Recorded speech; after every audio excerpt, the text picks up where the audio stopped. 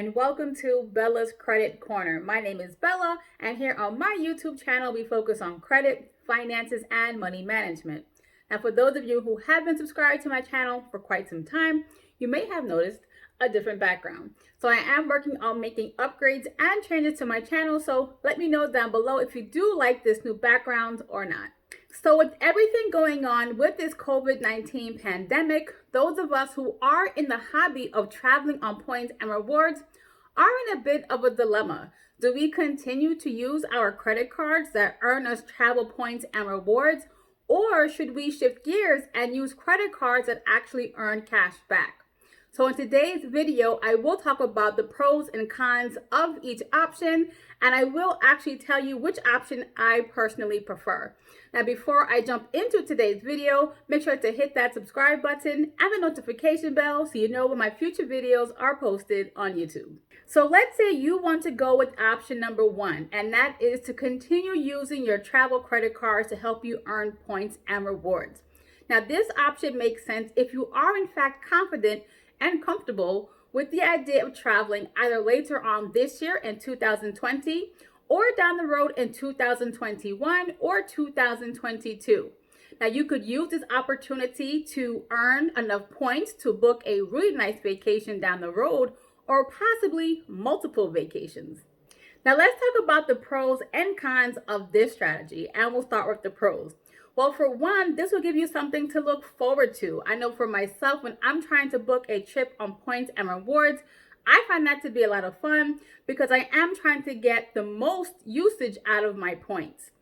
And then once you do book your trip, you again have something fun to look forward to. And last but not least, by using your credit card to help you fund your next vacation, you won't feel like your credit card is totally useless. And this is important because many travel credit cards do in fact charge an annual fee. Now let's talk about the cons of this strategy. There is so much uncertainty right now of when it will truly be safe to travel.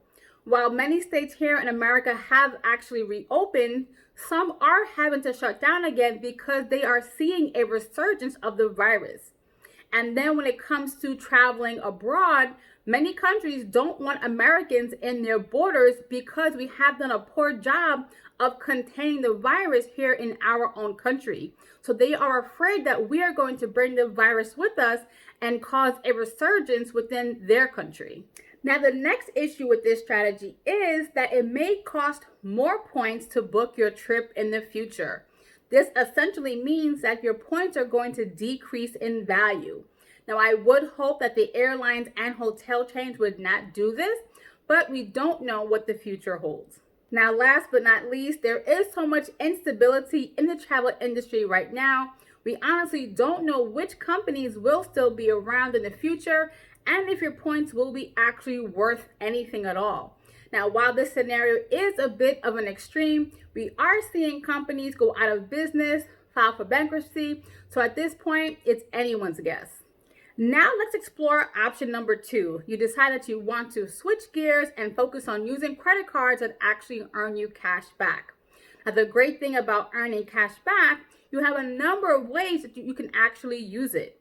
So for one, you can use your cash back to help you build up or add to your emergency fund, or you can take your cash back and invest. You can use this cash back to purchase stocks, index funds, or mutual funds. So now let's look into this to see the pros and cons of this option. Now let's explore the pros of this option. Well, getting free cash to help you build up your emergency savings, that's definitely a positive thing. And then in regard to using your cash to help you invest and build wealth, again, that's a win-win as well. Now let's explore the cons or downsides of this option. Now, the first issue with this strategy is if you do not even have a cashback credit card, well, this strategy is not going to work for you.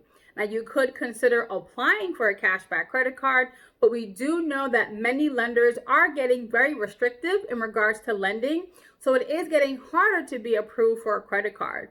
Now, while you could still be approved for a credit card, you may in fact get a credit limit much lower than what you would have gotten pre-COVID. Now, the second issue with this strategy is if you do go the investing route, well, we know investing is very risky. So there's no guarantee that you will actually make any money. And in fact, you could lose all of your money. So you want to keep this in mind if you do decide to go this route. So which option is better? Well, I can't really say. It depends upon you as an individual and how confident you are in traveling in the foreseeable future. I know for myself personally, my husband and I did cancel the trips we had planned for 2020. And at the time I am recording this video, we do not have any plans to travel in 2021. So for my husband and myself, our main focus right now is to build up our long-term emergency fund, which is 3 to 6 months of our income, while also investing and building wealth.